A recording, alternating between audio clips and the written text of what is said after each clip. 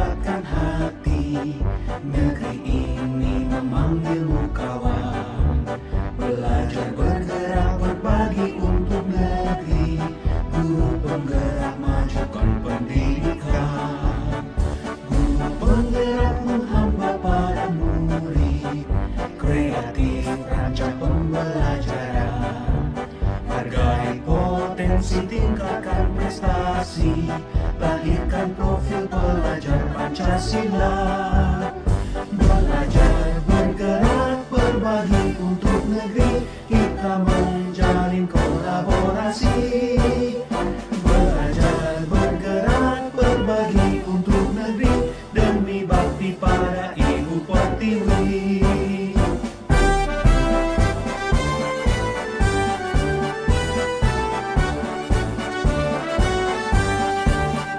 Bulatkan tekad, kuatkan hati. Negeri ini memanggilmu kawan. Belajar bergerak berbagi untuk negeri. Guru penggerak majukan pendidikan. Guru penggerak menghamba pada murid. Kreatif rancang pembelajaran. Hargai potensi, tingkatkan prestasi. Lahirkan profil pelajar Pancasila. Belajar bergerak berbagi untuk negeri. Kita menjalin kolaborasi. Belajar bergerak berbagi untuk negeri. Demi bakti pada Ibu Pertiwi. Belajar bergerak berbagi untuk negeri. Kita menjalin kolaborasi. Belajar bergerak berbagi untuk negeri. Demi bakti pada Ibu Pertiwi. Demi bakti pada Ibu Pertiwi.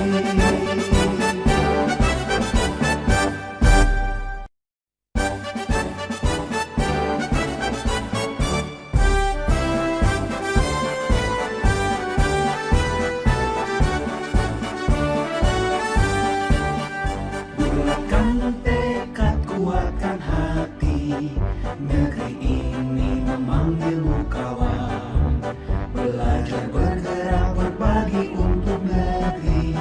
Guru penggerak majukan pendidikan.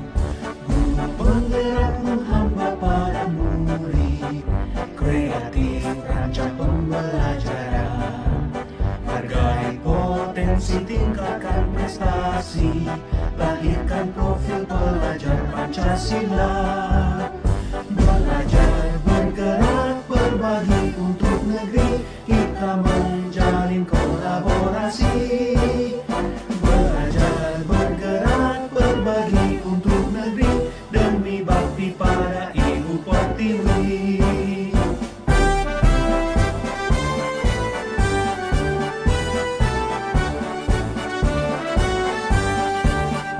Bulatkan tekad, kuatkan hati. Negeri ini memanggilmu kawan. Belajar bergerak berbagi untuk negeri. Guru penggerak majukan pendidikan. Guru penggerak menghamba pada murid.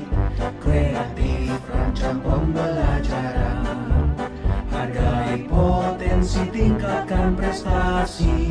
Lahirkan profil pelajar Pancasila. Belajar bergerak berbagi untuk negeri. Kita menjalin kolaborasi. Belajar bergerak berbagi untuk negeri. Demi bakti pada Ibu Pertiwi. Belajar bergerak. Yang pertama-tama saya ucapkan terima kasih kepada Kepala SDN 55 Mater Walie karena diberikan kesempatan untuk datang ke sekolahnya, meluangkan waktunya dan tempatnya untuk kami bertiga dalam melakukan pengemasan budaya positif untuk pendidikan guru penggerak yang kami ikuti. Begitupun dengan teman-teman dari teman-teman rekan-rekan guru dari SDN 55 Mater Walie, kami ucapkan terima kasih atas kesempatannya bersedia untuk mengikuti sosialisasi yang kami lakukan dalam pembahasan budaya positif. Nah, di sini mungkin saya akan perkenalkan diri terlebih dahulu. Mungkin tidak asing lagi bagi kalian semua. Perkenalkan, nama saya Jumbrianti dari SDN di Bempat Jualimpoy. Bersama dengan 3 rekan saya membawakan pembahasan budaya positif di sekolah ini.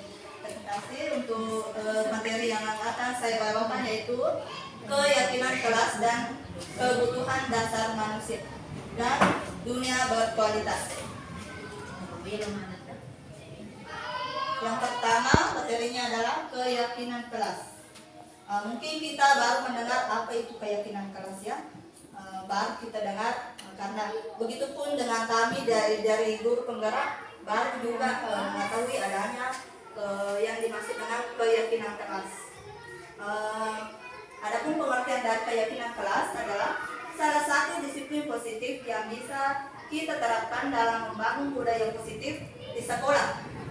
Dengan adanya keyakinan kelas di setiap kelas, diharapkan dapat mewujudkan tujuan pendidikan yang berorientasi kepada profil pelajar Pancasila. Riolo makadeki peraturan kelas, makuke makadeki keyakinan kelas. Cuma namanya berbeda dan redaksi kalimatnya juga sedikit berbeda. Kemudian, ciri-ciri keyakinan kelas. Apa itu ciri-cirinya keyakinan kelas? Yang pertama, bersifat lebih abstrak daripada peraturan yang lebih rinci dan konkret. Dipahamkan dari sama pada keyakinan kelas ini bersifat abstrak, di dalamnya baru dipahami. Kemudian keyakinan kelas berupa pernyataan-pernyataan universal yang dibuat dalam bentuk kalimat positif. Ya, secara umum diketahui, kemudian dibentuk dalam kalimat yang positif. Kemudian yang ketiga, keyakinan kelas tidak dibuat dalam jumlah banyak sehingga mudah diingat dan dipahami oleh semua warga kelas. Jadi ringkasnya keyakinan kelas supaya gampang diingat oleh anak-anak tak di bawah ini sebagai turunan ya. Kemudian langkah-langkah membuat keyakinan kelas. Nah, pertama-tama kita guru meminta semua murid di kelas untuk menuliskan apa saja aturan yang perlu disepakati bersama di kelas. Nah, kita bisa sediakan murid-murid tak berupa kertas semacam ini, warna-warni supaya bisa lebih menarik ya. Kemudian dibagikan kepada murid-murid kita. Kemudian selanjutnya murid-murid kita menuliskan apa yang seharusnya kita sepakati dalam kelas kita, apa yang sepatutnya dilakukan dan sepatutnya tidak dilakukan di dalam kelas kita maupun di sekolah kita. Nah, kemudian kedua, semua usulan dari murid-murid yang ditulis pada kemudian kertas yang tadi yang dibagikan bisa ditempel murid-murid kita di depan kelas. Nah, bisa kita ambil misalnya perwakilan murid kita, perwakilan kelas kita untuk membacakan apa-apa saja yang ditulis murid kita di papan tulis atau yang ditempelkan. Nah, setelah kita melihat apa-apa yang sudah ditulis di sana, kemudian kita ambil sebuah kesepakatan. Maka kopeka poromelo yala. Maka ini yang penting, ini yang penting. Nah, kita seleksi di situ apa yang ditulis murid-murid kita untuk bisa kita sepakati bersama di dalam kelas kita. Kemudian selanjutnya, nah, perbedaan keyakinan kelas dengan peraturan kelas. Biasa itu sebelum belajar pada tahun-tahun sebelumnya, ia bisa makanya peraturan kelas. Nah, sekarang pada profil pelajar Pancasila kita kenal dengan keyakinan kelas.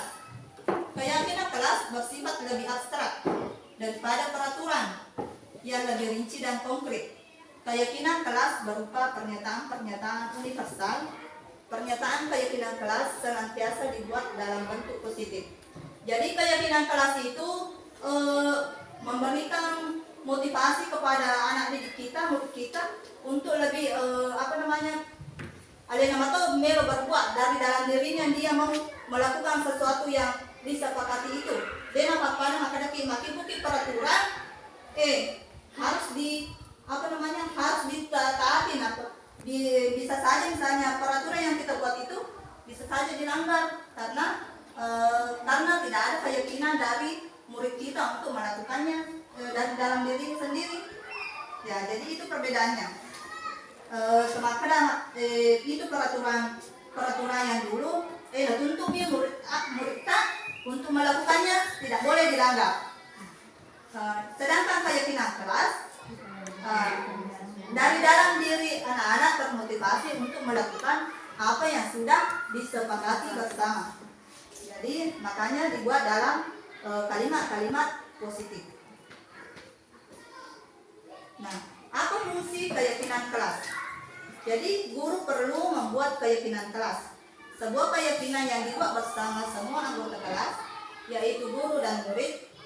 Dengan adanya keyakinan kelas, diharapkan dapat meningkatkan kedisiplinan murid, yakni disiplin diri yang muncul dari dalam diri murid itu sendiri atau motivasi intrinsiknya. Ya, bukan karena tekanan dari luar, bukan dari tekanan dari gurunya pada harus begini, harus begitu. Jadi murid itu termotivasi untuk melakukannya sendiri. Ya, sesuai dengan kesepakatan yang disepakati dalam kelas sendiri. Nah, contoh. Adapun contoh keyakinan kelas yang sudah kami lakukan di kegiatan kami, yaitu yang pertama, bertanggung jawab mengerjakan tugas piket. Kemudian bersikap jujur. Kemudian yang ketiga, bersikap tenang saat pelajaran berlangsung. Kemudian bersikap sopan dan menghormati guru. Saling tolong menolong. Kemudian hidup rukun dengan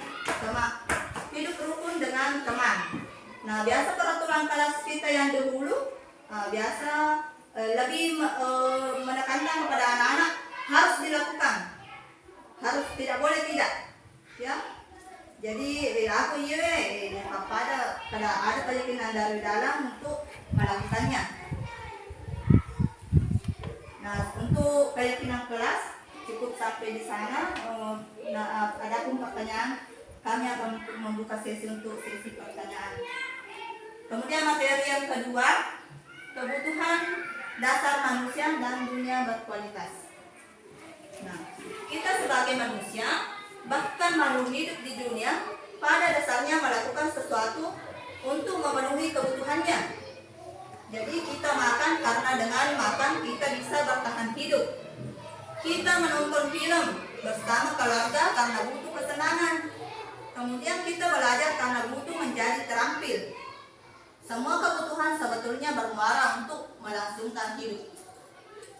Pernahkah Anda melihat siswa yang memalak temannya? Biasa namanya pajak, semuanya. Mungkin ada yang mendasari anak itu melakukannya, mami pajak temannya. Mungkin karena dia tak punya ongkos pulang, pasti ada alasan dibalik dia melakukan hal itu. Mungkin dia tidak punya bekal untuk jajan di sekolah, mungkin tidak punya ongkos untuk pulang, atau hanya ikut-ikutan dengan temannya, atau Melomi menunjukkan kekuasaannya, Melomi Yasem, Melomi Rita, atau butuh diterima oleh teman-temannya. Nah, ketika kebutuhan dasar tak terpenuhi dengan baik, maka besar kemungkinan akan terjadi perilaku yang tidak sesuai dengan norma atau aturan yang berlaku. Lalu, apa saja 5 kebutuhan dasar manusia itu? Ya, kita ambil contoh perbandingan dengan hidup tumbuh-tumbuhan seorang petani. Dalam hakikatnya sama kewajibannya dengan seorang pendidik. Ya, yang ngapi guru sebagai petani anak tak tenet-tenet. Yang menanam padi misalnya hanya dapat menuntun tumbuhnya padi, Dia dapat memperbaiki kondisi tanah, membasmi ulat-ulatnya, dan jamur-jamur yang mengganggu hidup tanaman padi dan lain sebagainya. Begitupun dengan murid-murid kita, kita hanya bisa menuntunnya. Nah, kita mengetahui apa yang dibutuhkan murid-murid kita. Jadi ketika kita mengetahui apa yang dibutuhkan murid-murid kita, maka kita perlu menuntunnya untuk mendapatkannya apa yang dia butuhkan. Ya. Ketika guru memahami kebutuhan apa yang mendasari perilaku murid dan guru berusaha menuntun dan mendukung murid dalam memenuhi kebutuhannya secara positif, pada hakikatnya guru tersebut ibarat seorang petani yang sedang berusaha memahami kebutuhan masing-masing tanaman, dan ia berusaha memenuhi kebutuhan tanaman tersebut agar dapat tumbuh dengan subur dan maksimal. Begitupun dengan murid-murid kita. Kita tuntut untuk mendapatkan apa yang dibutuhkan secara maksimal. Dr. William Glasser, seorang psikiater dari Amerika Serikat, menyatakan bahwa seluruh tindakan manusia itu memiliki tujuan tertentu, yaitu memenuhi kebutuhan dasarnya. Ketika kelima kebutuhan dasar telah terpenuhi secara memadai, maka murid akan tumbuh dengan seimbang dan bahagia. Sebaliknya, ketika kebutuhan dasar tidak terpenuhi dengan baik, maka seseorang akan mengalami emosi negatif seperti bosan, sedih, dan kecewa. Bahkan mereka dapat melakukan perbuatan yang bertentangan dengan nilai-nilai kebajikan atau melanggar peraturan. Dengan kata lain, perilaku buruk seseorang biasanya adalah respon dari kebutuhan yang tidak terpenuhi. Namun mereka tidak tahu cara menyampaikannya. Ya. Nah, 5 kebutuhan dasar manusia. Yang pertama itu kebutuhan untuk bertahan hidup atau survival. Kemudian yang kedua, kasih sayang dan rasa ingin diterima, love belonging. Kemudian yang ketiga, kekuasaan. Kemudian keempat, kesenangan, dan yang kelima, kebebasan. Ya. Adapun kebutuhan yang pertama yaitu kebutuhan untuk bertahan hidup. Makan dan minum, sehat dan merasa aman merupakan beberapa contoh dari kebutuhan bertahan hidup. Kebutuhan ini bisa dipenuhi dengan makanan, olahraga, atau memberi perlindungan. Agar murid dapat belajar dengan baik, kebutuhan mereka akan terasa aman, pangan, sandal, dan papan harus terpenuhi. Ya, bagaimana mungkin mereka dapat belajar dengan baik jika kondisinya lapar? Bagaimana dia belajar dengan baik misalnya dengan kondisinya dengaran di bulan banjir, atau ada sedikit dengan masalah di keluarganya misalnya. Kemudian yang kedua, kasih sayang dan rasa ingin diterima. Kebutuhan ini meliputi keinginan untuk tetap bertahan hidup. Kebutuhan ini meliputi keinginan untuk tetap terhubung dengan orang lain, seperti teman, keluarga, teman kerja, kelompok di mana kita bergabung. Ya, melo diterima misalnya kita bergabung dengan sekelompok orang. Jadi tadi kalau yang tadi kau bergabung dicuekin gitu. Ya, ada rasa ingin diterima ketika kita bergabung dalam sebuah kelompok. Begitupun dengan murid kita. Setiap murid ini menjadi bagian yang berharga dan kelas dan juga sekolah. Mereka juga ingin diterima oleh orang lain dan kelompoknya. Bahkan murid yang terlihat paling baik pun jauh di dasar hatinya pasti ingin merasa diterima. Dari itu ada anak-anak yang biasa dikucilkan oleh teman-temannya. Jadi anak-anak biasa memberontak karena ini diterima oleh kelompoknya atau di dalam kelasnya. Sebagai guru seharusnya kita dapat menerima murid apa adanya, sesuai kodratnya, karena setiap murid adalah unik. Mereka memiliki kekuatannya masing-masing.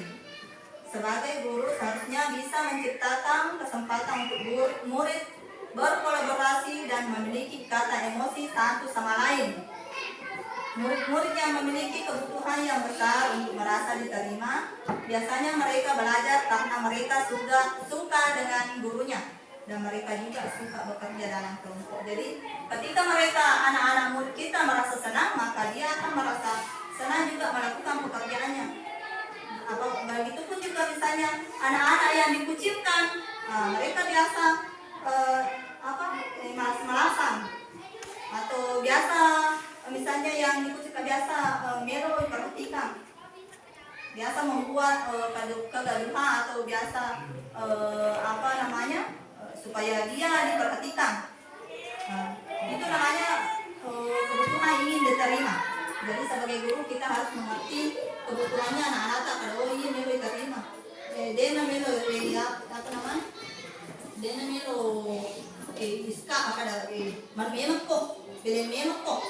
Jadi kita harus menerima murid kita apa adanya. Ya. Kemudian yang ketiga, kebebasan atau freedom. Murid harus diberi kesempatan membuat pilihan dan bertanggung jawab atas pilihannya. Memberi mereka kebebasan bukan berarti membiarkan mereka melakukan apa saja yang dia inginkan. Tetapi memberi kesempatan kepada mereka membuat pilihan, menyuarakan pendapatnya, dan percaya diri terhadap apa yang dilakukannya, dan memberikan kesempatan kepada mereka untuk mencoba hal-hal yang baru. Pembelajaran dengan metode yang beragam dan menarik juga memenuhi kebutuhan murid tentang kebebasan ini. Pembelajaran berdiferensiasi, di mana guru menyediakan beberapa jenis tugas yang dipilih oleh muridnya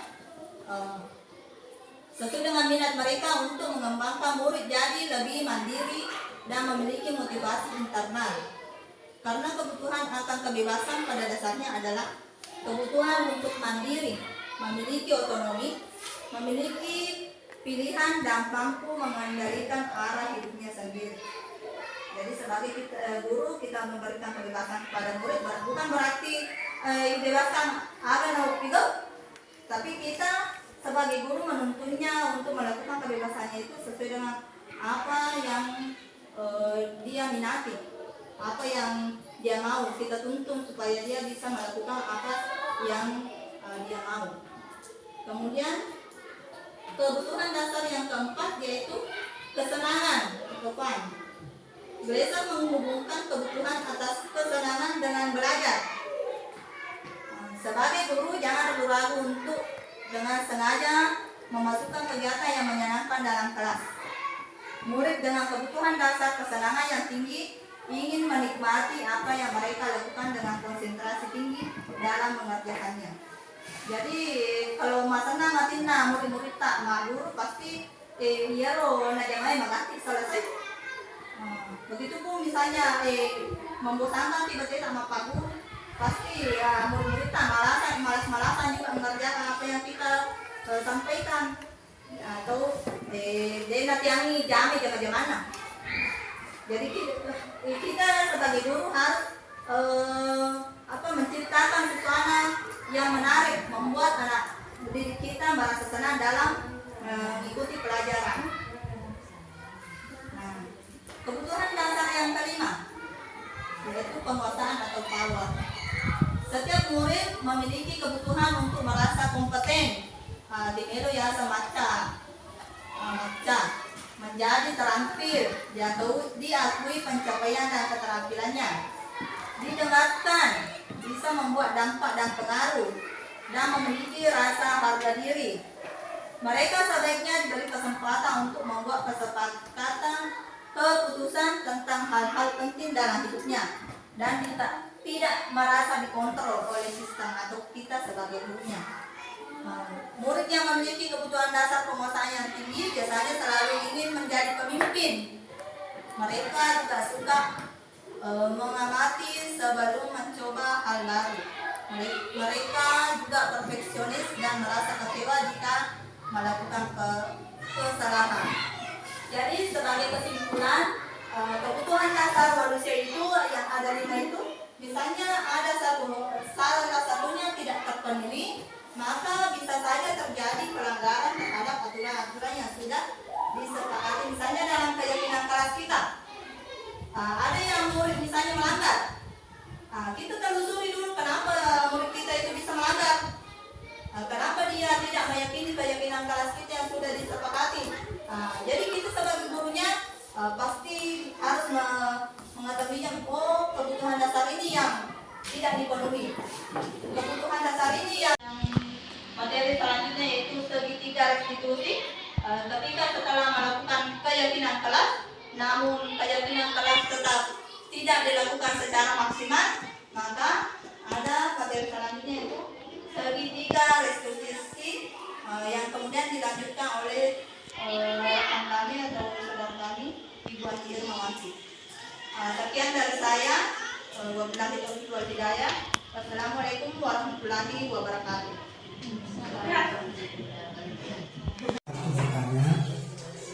Saya mau bertanya di sini masalah keyakinan kelas. Tadi sudah dipaparkan masalah keyakinan kelas. Disuruh anak-anak menulis baru menempelkan di papan tulis. Jadi misalnya ini ada 20 siswa. Pasti macam-macam di sini yang ditulis. Pertanyaannya, bagaimana menyikapi si anak ini yang tidak diambil, yang ditulis? Itu saja.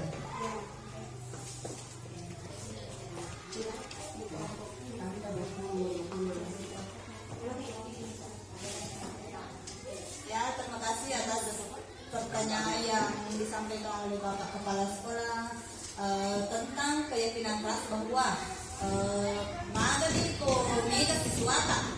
Jadi magani ko mega siswata maruki mana ko papatulis itu tentang saya bagian ini maruki mana nih. Jadi beko ni caranta manawi kebiasaan yang mana kita pilih di sana. Jadi caranya kita seleksi mana yang paling penting di sana. Atau biasa juga anak-anak itu redaksi kalimatnya berbeda tapi tujuannya sama. Jadi kita ambil 1 poin untuk itu. Kemudian yang selanjutnya misalnya kamu apa ada ya pasti ini ero ini tujuan tapi ini mega anak moki pada cuma redaksi cara menyampaikannya berbeda. Jadi bisa dikelompokkan menjadi 1 keyakinan kelas. Kemudian kita juga pilih-pilih yang penting, yang lebih penting untuk dilaksanakan di dalam kelas kita. Jadi mereka lebih penting yang harus dilakukan apa diambillah menjadi keyakinan kelas berikutnya. Kemudian mereka lupa, melo kan tadi bilang CT ini melo ialah supaya gampang yang ngerang. Jadi bisa misalnya dipaksa ini, misalnya saling keterkaitan, sambung di kalimatnya supaya mudah diingat. 1 poin tapi mengandung dalam banyak 1 kalimat mengandung banyak poin di dalamnya. Jadi anak-anak kita mudah mengingat dan kita pun sebagai guru bisa mengingatnya keyakinan kelas yang sudah kita buat. Kemudian setelah membentuk keyakinan kelas, kita pasang di dinding.